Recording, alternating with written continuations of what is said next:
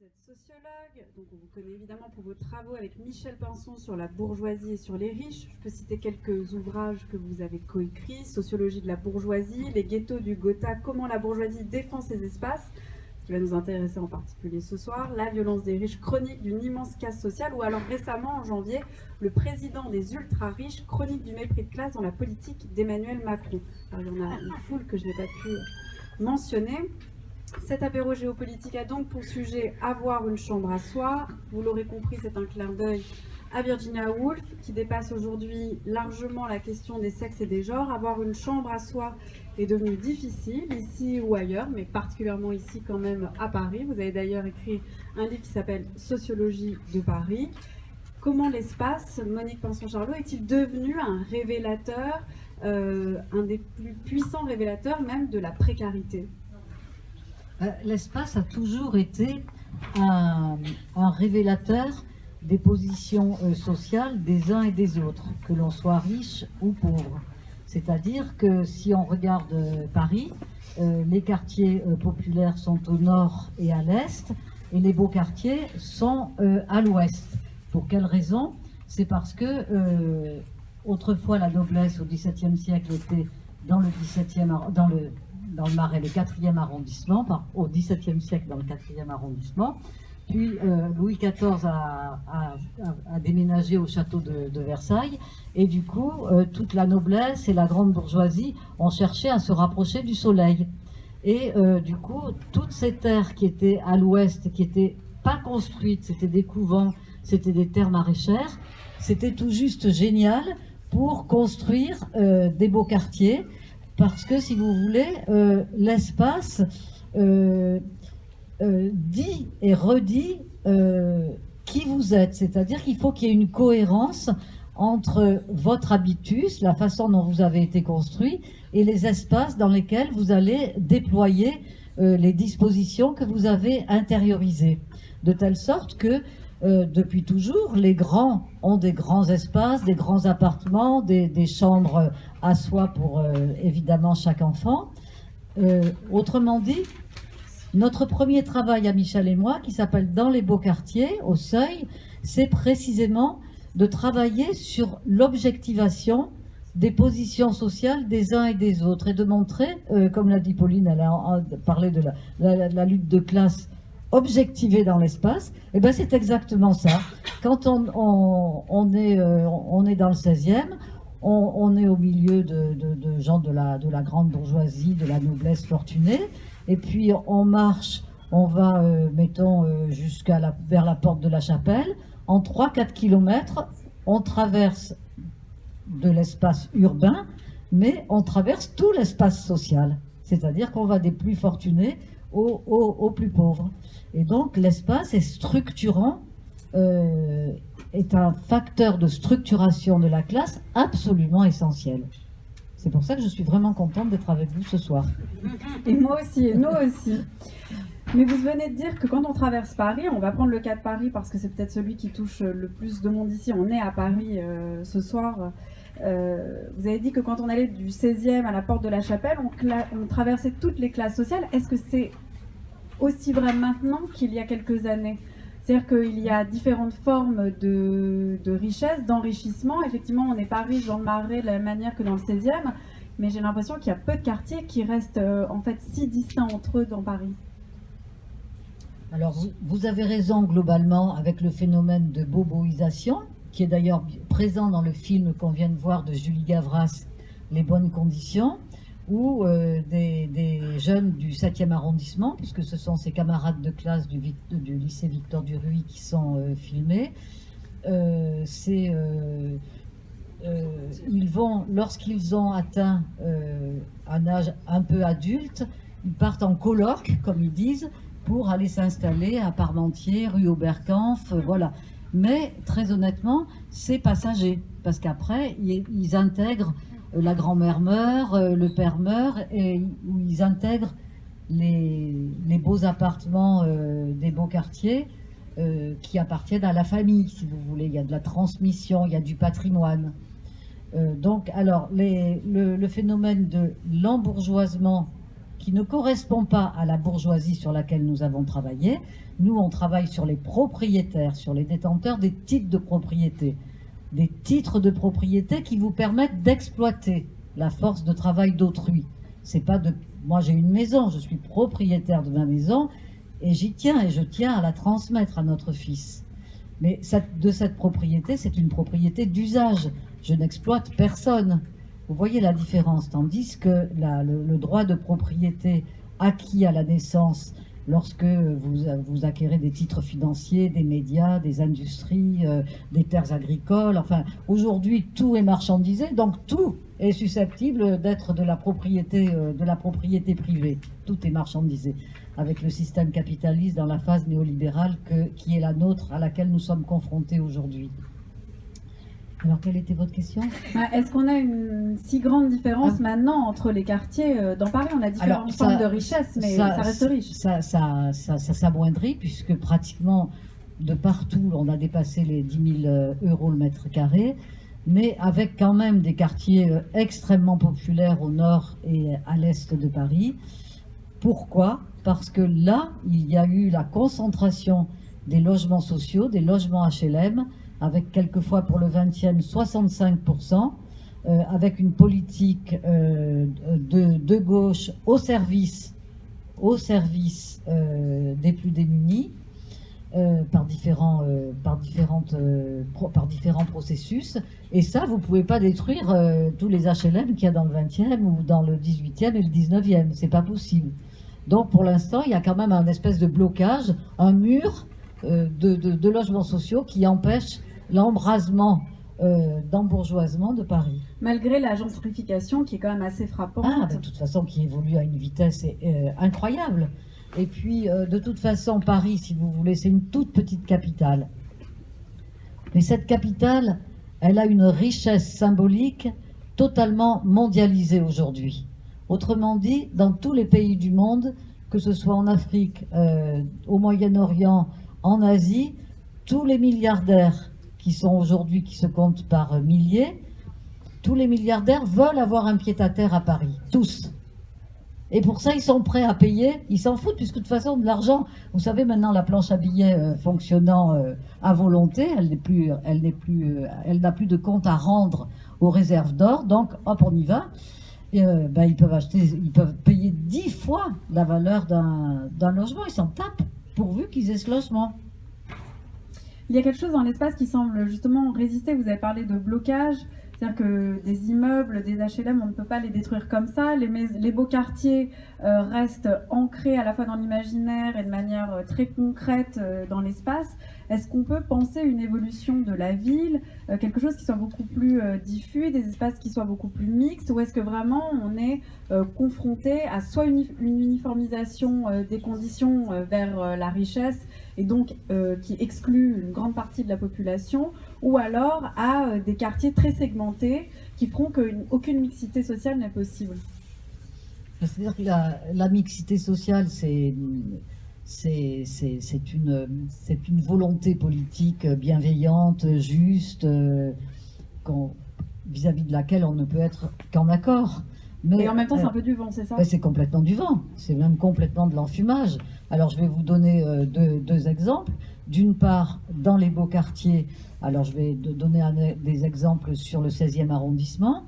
Eh bien, il n'y a même pas 2%, on arrive je crois à 3% aujourd'hui de logements sociaux, alors que le 16e devrait être à 20-25% même de logements sociaux. Parce que chaque fois qu'il y a des logements sociaux qui sont prévus en construction, depuis que Bertrand Delanoë notamment est arrivé à la mairie de Paris, aujourd'hui avec un maire adjoint à l'urbanisme qui est communiste, Yann Brossat, eh bien, c'est chaque fois des recours. On se mobilise et on fait perdre beaucoup d'argent à la mairie de Paris. Par exemple, les logements, j'ai un chiffre très précis, les 176 logements sociaux qui sont construits sur les friches ferroviaires de la gare d'Auteuil, juste en face de la Villa Montmorency, qui est le ghetto oligarchique par excellence, c'est là où habitent Nicolas Sarkozy et sa Carla Bruni, Arnaud Lagardère et, je ne sais pas trop qui l'accompagne, Vincent Bolloré. tous les Alain Afflelou, enfin, et j'en oublie et des meilleurs, habitent dans ce ghetto qui est totalement clos de murs, où vous ne pouvez même pas mettre à le bout du début de votre pied sans que tout de suite 2 gardiens vous sautent dessus pour vous demander de vous effacer de ce paysage. Eh bien, la ville de Paris a perdu 8 millions d'euros parce que les habitants de la Villa Montmorency se sont organisés et ont fait recours sur recours pendant 10 ans. Alors maintenant, vous savez ce qu'il fait, Yann Brossat? Eh bien, une fois qu'il est à peu près sûr d'être vraiment dans ses droits absolus, eh bien, il fait les constructions de logements sociaux. Il construit avant même que tous les recours aient été jugés. Et finalement, ça marche, quoi. Il arrive quand même à construire des... Donc il y a une volonté, une mobilisation des gens des beaux quartiers pour refuser leurs dissemblables. Alors évidemment... Pour s'enraciner. Voilà. Le clou... Non, c'est pas pour s'enraciner. J'ai bien dit éviter leurs dissemblables. Parce que je continue, je donne juste l'autre exemple du centre d'hébergement d'urgence dans le 16e arrondissement. Ça, vous en avez tous entendu parler, puisque les grands bourgeois, pour la première fois, moi qui avais fait des enquêtes pendant 30 ans avec mon mari sur ces habitants-là, je les avais vus en colère quelquefois autour de la table pendant les événements de 1995, ou quelquefois je voyais qu'il y avait de l'énervement quand ils sentaient de la pression sociale qui montait un peu trop fort. Mais là, ils sont arrivés à 1500, nous étions là, à Dauphine, à l'université de Dauphine. 700 ont pu rentrer, heureusement on a fait partie des 700. Et donc, avec des affiches, des colibets, ils ont traité la préfète de Paris de brosse à caca, elle s'appelait Broca, alors avec Yann brosse à caca, salope la Madame Hidalgo, et je vous en passe. Ils étaient dans un état d'incontrôle d'eux-mêmes, tellement ils étaient en colère. Vous vous imaginez des gens qui étaient à la rue et qui vont dormir devant le bois de Boulogne, au pied à 100 mètres des grandes fortunes que sont Laurent Dassault ou Guy Wildenstein, mais enfin, c'est du n'importe quoi, c'est impossible. Il n'y a pas de tramway dans le 16e arrondissement. Toute la partie depuis la Porte d'Asnières jusqu'au pont du Garigliano, vous vous en êtes même pas aperçu. Je suis sûr qu'il n'y a personne qui s'est aperçu que le tramway, il ne fait pas tout le tour de Paris. Ils ne veulent pas que les gens les voient. Ça va qu'ils passent sous la terre, mais ils ne veulent pas être vus. Le périphérique, vous avez vu qu'il y a un périphérique des riches et un périphérique des pauvres, selon que l'on est à l'est ou à l'ouest. C'est-à-dire qu'ils se battent, ils sont mobilisés pour défendre leur cadre de vie, pour défendre leurs espaces, pour défendre leur entre-soi, parce que cet entre-soi est absolument décisif pour la mobilisation de leur classe sociale, pour la réalisation de la défense de leurs intérêts. Comme ils sont très peu nombreux par rapport à nous, vous vous imaginez bien que pour nous dominer au point où ils nous dominent aujourd'hui, c'est-à-dire non seulement dans l'espace, mais dans la politique, dans l'économie, dans la finance, dans l'enseignement, dans la recherche, puisqu'aujourd'hui, il est impensable de mener des investigations sociologiques sur les dominants. C'est académiquement impossible, interdit. Ils contrôlent tout, alors qu'ils sont très peu nombreux. C'est quand même... Et donc, il faut bien qu'il y ait quelque chose pour l'expliquer. Ils ont les titres de propriété, ils sont toujours entre eux, et donc, si vous voulez, la mobilisation, elle s'organise de la manière suivante. On est, par exemple, dans un cercle, dans le bois de Boulogne, au polo de Paris, et puis on est là en train de dîner, et il y a un ministre, un industriel, un grand financier, un type qui est au plus haut niveau dans le luxe, une journaliste bien lancée dans la vie, etc. Donc on est autour de la table dans ce qu'on appelle la synthèse des intérêts de l'oligarchie, c'est-à-dire que nous, on nous donne en pâture les conflits d'intérêts, mais ça c'est du pipeau, c'est pour nous. Parce que le procureur de la République, il est autour de la table, à côté du ministre, voire quelquefois même à côté du Cahuzac qu'il a à juger. Alors là, l'exemple, il n'est pas juste, c'est pour faire image que je dis ça. Je ne l'ai pas vécu. Il faut que je sois honnête. Mais donc, si vous voulez, ils sont toujours entre eux et la solidarité fonctionne de la manière suivante. ce n'est pas A qui rend service à B et B qui doit rendre service à A. Non, c'est chaque membre de cette classe qui est donc un représentant de cette classe qui va dans tous les instants de sa vie, sur tous les fronts, tout le temps, rendre service aux autres membres de sa classe. Et là, dans le film qu'on a vu tout à l'heure sur les bonnes conditions, on voit bien comment ces jeunes gens du lycée Victor Duruy trouvent comme par hasard des stages absolument incroyables de manière aussi facile, parce que ça se sera justement fait autour de la table. Voilà, ça fonctionne comme ça. Et du coup, la sociabilité mondaine, l'entre-soi permanent, que ce soit dans les conseils d'administration, dans les partis politiques, à l'Assemblée nationale, au Sénat, que ce soit dans les cercles, que ce soit dans toutes les instances mondialisées que sont Bilderberg, la Trilatérale et plein d'autres associations de fiscalistes à l'échelle du monde, ils sont toujours entre eux et toujours solidaires en train de défendre leurs intérêts au plus haut niveau. Comment avez-vous fait, vous, pour pénétrer dans ces beaux quartiers et pouvoir faire des travaux, des recherches si l'entre-soi maintenant est si rigide, ouais, si codifié et qu'il est presque impossible, vous l'avez dit maintenant, de faire des recherches sur eux, de pénétrer dans leur cercle? Déjà en 1986, quand on a commencé, Michel et moi, à travailler sur les beaux quartiers, on est parti avec de bonnes bases. C'est-à-dire qu'on s'était promis, quand on était jeune, quand on était rebelle, contestataire. Encore un peu maintenant. Oui, ça nous habite, c'est vrai. On s'était promis tous les deux, on s'est dit un jour, si on peut, nous, parce que par exemple dans le Parti communiste, la CGT et tout ça, ils parlaient toujours du grand capital ou du capitalisme monopoliste d'État. Bon, c'était des concepts qui étaient totalement désincarnés. On trouvait que c'était plus des mots d'ordre et des slogans qu'une démonstration qui pouvait nous aider à comprendre le fonctionnement de classe de notre société. Donc on s'était dit ça. Donc en 1986, on sait qu'on ne peut plus être foutu à la porte du CNRS, on est fonctionnaire à vie, on est chargé de recherche, qu'on travaille ou qu'on ne travaille pas, c'est pareil, et on peut choisir du coup son sujet. Et comme on avait bien compris que travailler sur les puissants, c'était pas acceptable, et que tous les chercheurs baissaient leur tête pour travailler exclusivement sur ceux qui avaient des problèmes sociaux à résoudre, les cités défavorisées, les gens précaires, mais sans jamais se poser la cause, la raison de cette précarité et de tous ces problèmes. Alors quand on travaille, comme nous, on était plutôt des sociologues urbains, on travaille sur les quartiers pauvres, ne pas se dire mais il faut aller voir dans les quartiers riches ce qui se passe pour comprendre... Pour comparer les rapports. Voilà, comprendre que les beaux quartiers, c'est la locomotive de la spéculation immobilière, c'est la locomotive de l'architecture, c'est la locomotive du capital culturel qui s'inscrit, qui s'objective comme ça dans les espaces. Et bon, ben voilà, donc on annonce tous les deux, parce qu'on avait aussi, c'était pas bien vu de travailler en couple au CNRS, parce que souvent, pourtant il se trompait sur moi, mais enfin ça fait rien, souvent la bonne femme, elle est considérée comme la secrétaire du bonhomme. Et donc Michel, il aurait fait une brillante carrière, puis c'est moi qui aurais tout fait derrière. Alors non, donc on ne travaillait pas en couple. Et puis là, on a annoncé qu'on allait travailler en couple, tous les deux, et qu'on avait décidé d'ouvrir un boulevard de recherche sur la domination, les dominants et les grandes familles. Alors on l'a annoncé.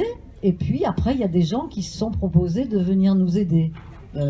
Voilà, des gens du CNRS, même des amis qui étaient issus de ce milieu, qui nous ont aidés pour l'aspect bourgeoisie. Et puis pour la noblesse, on ne trouvait rien. Et puis moi, dans une insomnie, je me suis rappelé je suis lozérienne, donc j'ai vécu les 18 premières années de ma vie à Amand, dans Lozère, c'est le département le plus pauvre de la France et surtout le plus éloigné de tout, enfin surtout dans mon enfance, avec pas de cinéma, pas de musée, pas de théâtre, enfin bref, c'était vraiment un vrai désert culturel, mais j'y étais très heureuse parce que la campagne est magnifique avec les causses, la neige, enfin c'était quelque chose qui m'a beaucoup aidé à me construire. Et j'avais repéré une fille qui venait l'été depuis Paris et qui avait une tête pas du tout comme moi, ni mes autres camarades de Mende. Elle avait le front était toujours bien dégagé, elle était élégante, je sais pas comment dire. Ça me fait, je le mets entre guillemets, mais je dis c'était une gueule de classe que j'avais jamais vue. C'est pas bien de parler comme ça, mais ça fait comprendre. C'est-à-dire que c'est une excise corporelle différente, enfin, surtout moi qui étais petite, enfin bref. Donc j'arrive à retrouver, par des amis interposés, j'arrive à retrouver les coordonnées de cette dame, parce que je savais qu'elle avait épousé un noble très argenté et qui était très lancé dans la vie mondaine de la noblesse parisienne. Et banco, ça marche. Elle nous reçoit, Michel et moi, et ça a été une amitié qui a été immédiate. Elle est une fille chaleureuse, sympathique. Donc elle savait que vous travailliez sur ce sujet-là et qu'on voulait travailler et qu'on cherchait une entrée dans la noblesse. Parce que comme on avait remarqué que cette classe sociale fonctionnait exclusivement sur le mode de la cooptation, c'est-à-dire c'est pas les sociologues et les statisticiens qui décident qui est bourgeois, qui est aristo, qui voilà, c'est eux-mêmes à travers un système de cooptation. À la Villa Montmorency, c'est Vincent Bolloré qui est le responsable du syndic de copropriété. Et bien, je peux vous assurer que même si nous on gagnait beaucoup de droits d'auteur et qu'on veuille pour être encore plus au cœur de notre sujet habiter dans la Villa Montmorency, nous ne pourrions pas. On ne serait pas voilà, coopté. On ne serait pas coopté. Voilà. Et alors du coup, on a essayé de se faire coopter. Et puis après, ça a marché très bien parce qu'on a complètement joué le jeu. Mais d'une certaine façon, c'était assez naturel. C'est-à-dire qu'on était sérieux, on préparait bien les entretiens, on voulait pas être des questionneurs. Poser des questions stupides, qu'est-ce que c'est que la richesse? Non, on arrivait déjà, on savait ce que c'était que la richesse, on savait de quelle famille était la dynastie familiale. Ils laissent beaucoup de traces, ces gens-là. Donc on avait une position d'interlocuteur par rapport à eux. Et puis à la fin de chaque entretien, on demandait, c'était vraiment très intéressant, mais vous avez parlé de cette personne, pour nous ça serait vraiment intéressant de pouvoir la rencontrer. Est-ce que vous pourriez m'introduire? Et puis voilà. Et alors du coup, l'autre lui téléphonait en disant, tu sais, j'ai une jeune femme à l'époque, charmante, elle est chercheuse au Centre national de la recherche scientifique. Et vraiment, je pense que c'est très important que tu acceptes de la recevoir. Et voilà, ça s'est fait comme ça.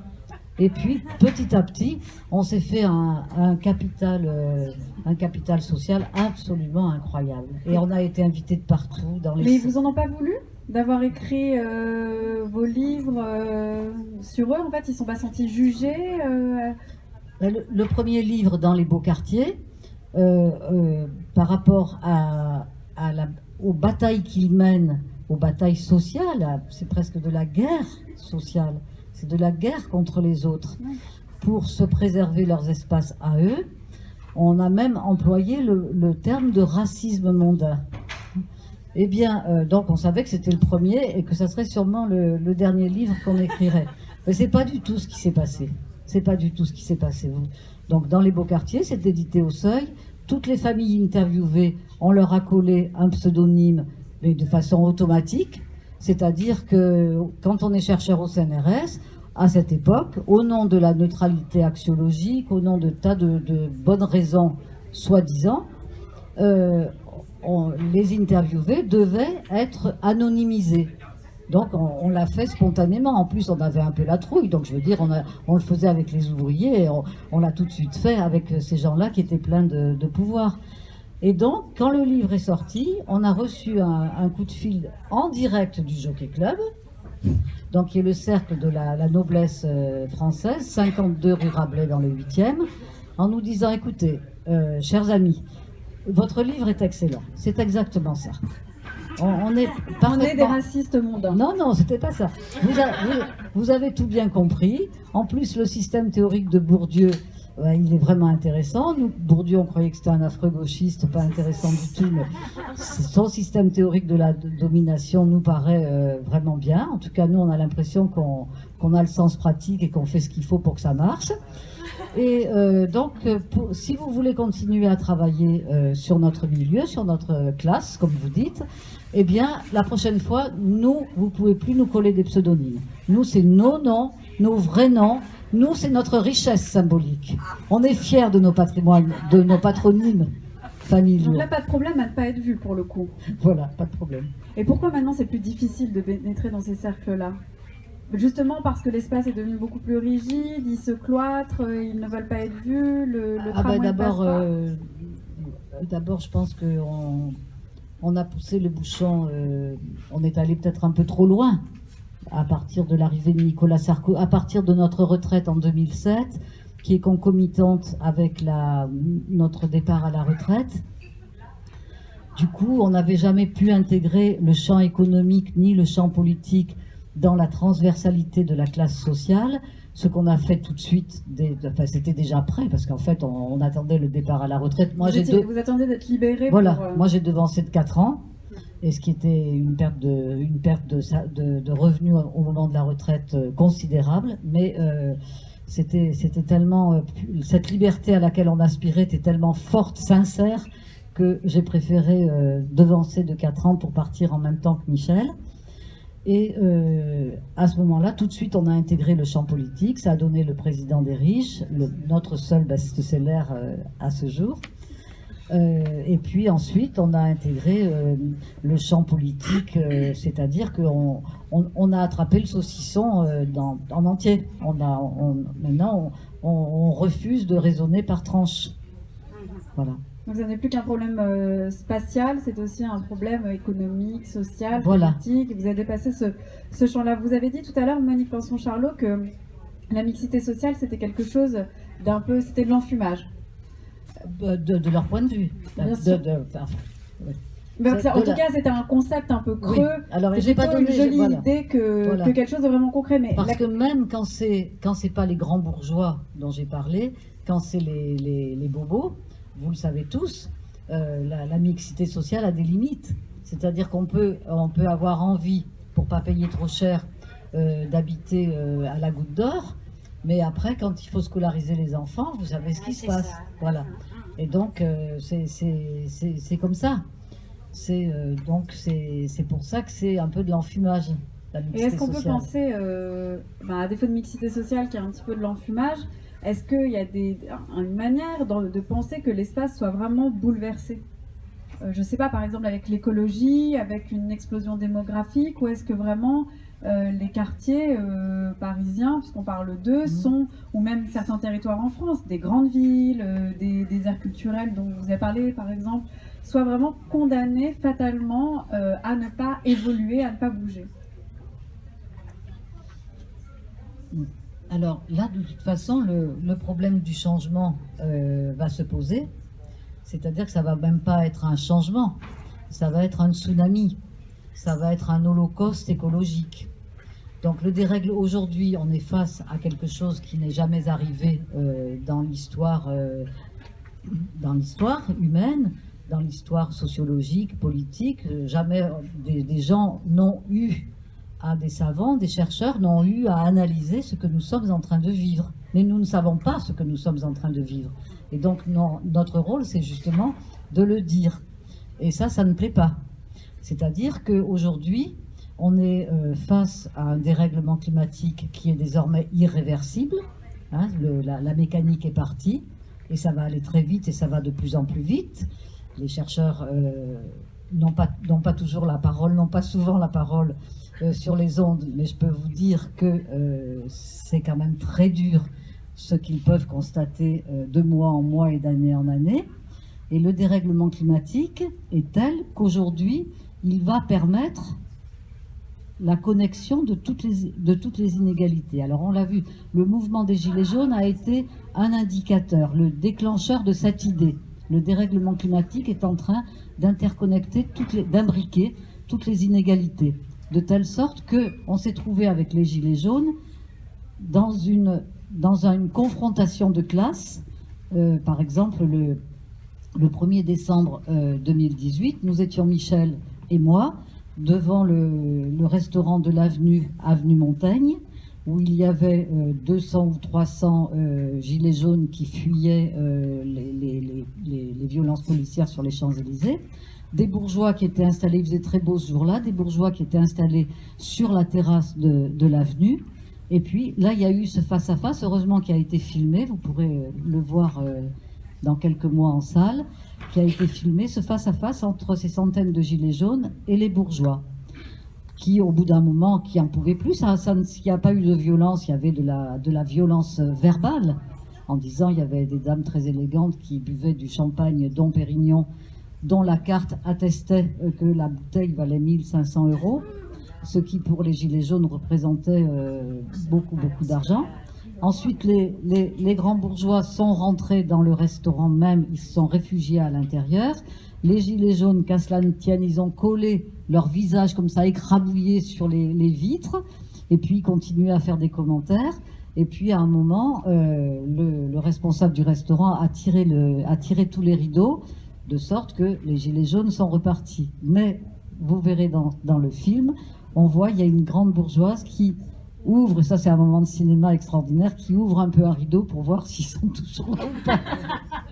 Et c'est beau, voilà. Et donc les gilets jaunes, ça a été un phénomène. Les gilets jaunes dans les beaux quartiers, d'ailleurs ils sont allés directement dans les beaux quartiers, alors que les syndicats CGT, les partis communistes et tout ça manifestent toujours dans les quartiers de l'Est, réservés. Tandis que là, ils se sont attaqués tout de suite au lieu de pouvoir, parce que précisément, c'est une conscience de classe nouvelle qui apparaît, et le dérèglement climatique explique cette convergence des inégalités, et certainement la convergence des luttes à laquelle nous allons assister dans les semaines qui viennent. Parce que, vraiment, nos travaux, la violence de classe que nous avons écrite, hein, je ne dis rien de secret ce soir, la violence des riches, on a écrit un livre, n'ont jamais donné lieu à une contestation quelconque de la part des intéressés, jamais, ni une menace, ni une critique, jamais rien. Et donc quand nous écrivons que derrière cette... pourquoi les grands bourgeois ne freinent-ils pas le dérèglement climatique? Pourquoi conçoivent-ils des produits financiers pour l'accélérer à travers des produits dérivés sous forme de paris sur les catastrophes? Pourquoi eux sont-ils en train de se construire des bunkers en Patagonie, en Nouvelle-Zélande, en Sibérie? Facebook, le patron, lui, il a racheté une île au large d'Hawaï, bien bunkérisé, avec une ferme bio, il a payé les gens pour partir, une ferme bio de 27 hectares, assurant la survie sur 4 générations de sa famille. Quel est le projet pas le projet, qu'est-ce qui se passe derrière ce combat? C'est l'élimination de la partie la plus pauvre de l'humanité. Et c'est déjà en route, en Afrique, en Asie, au Bangladesh. Et pourquoi le problème des migrants, de l'immigration prend un tel poids? C'est qu'évidemment, les Africains, ils sont en train de morfler grave avec le dérèglement climatique qui les touche en priorité.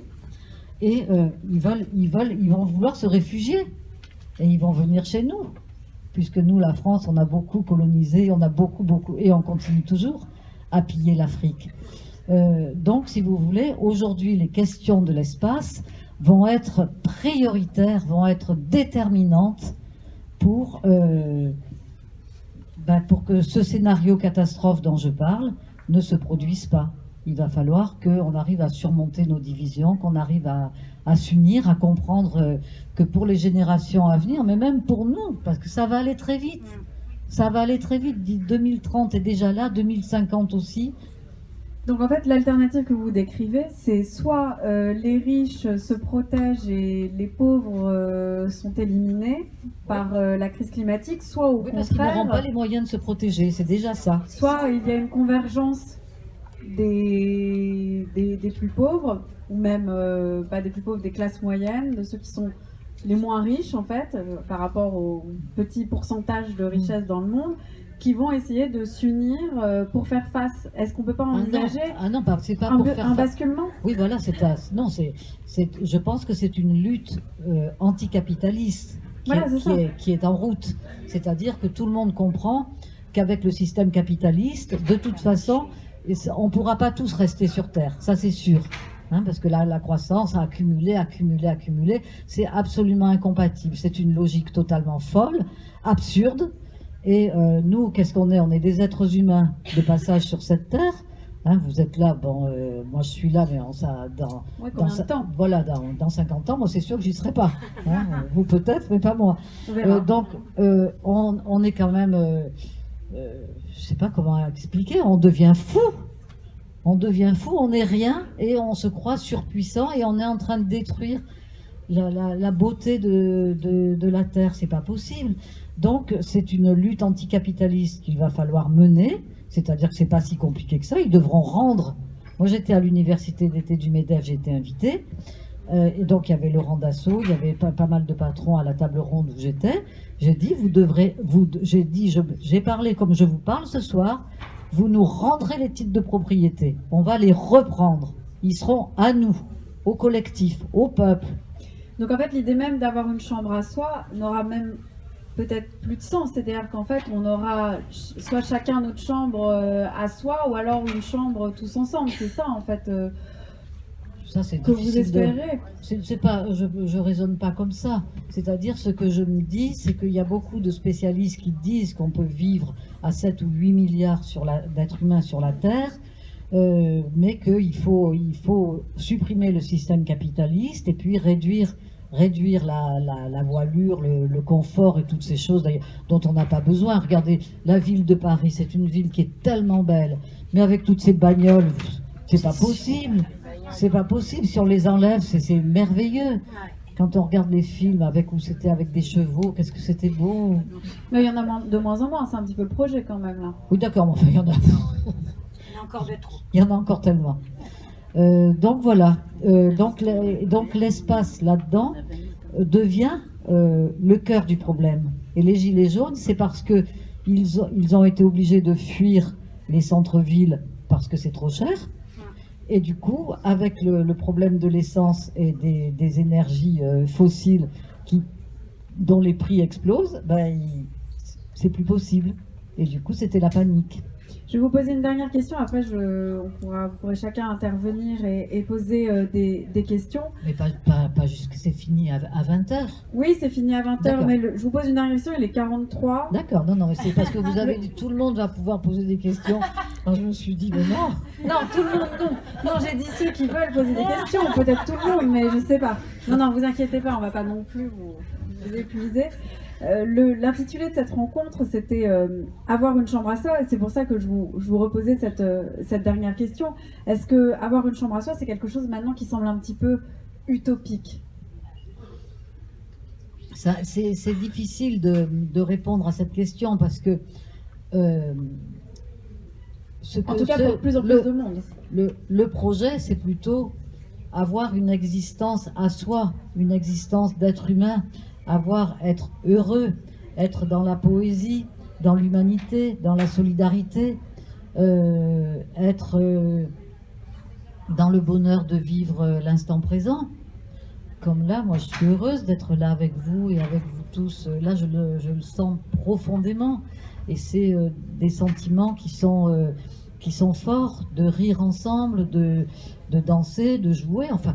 Voilà la vie de pêcher, de chasser. Enfin non, chasser, c'est un mauvais exemple. Je le retire. Oui, c'est ça. Je le retire. Voilà, qu'est-ce que vous voulez que je vous dise? Face à la mort, quand même, on est dingue. Face à la mort, qu'est-ce qu'on veut de mieux que de faire des enfants, de s'aimer, de faire l'amour, d'être heureux, quoi, je sais pas, c'est tout.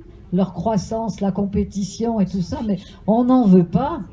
Moi, je suis pas un être humain, je suis pas un robot, je veux dire, je suis une femme humaine et c'est de ça que j'ai envie. D'échange, de compréhension, Voilà. Et donc, je suis vraiment une femme anticapitaliste au plus profond de moi-même. Merci beaucoup. Moi, je pense que Charlotte.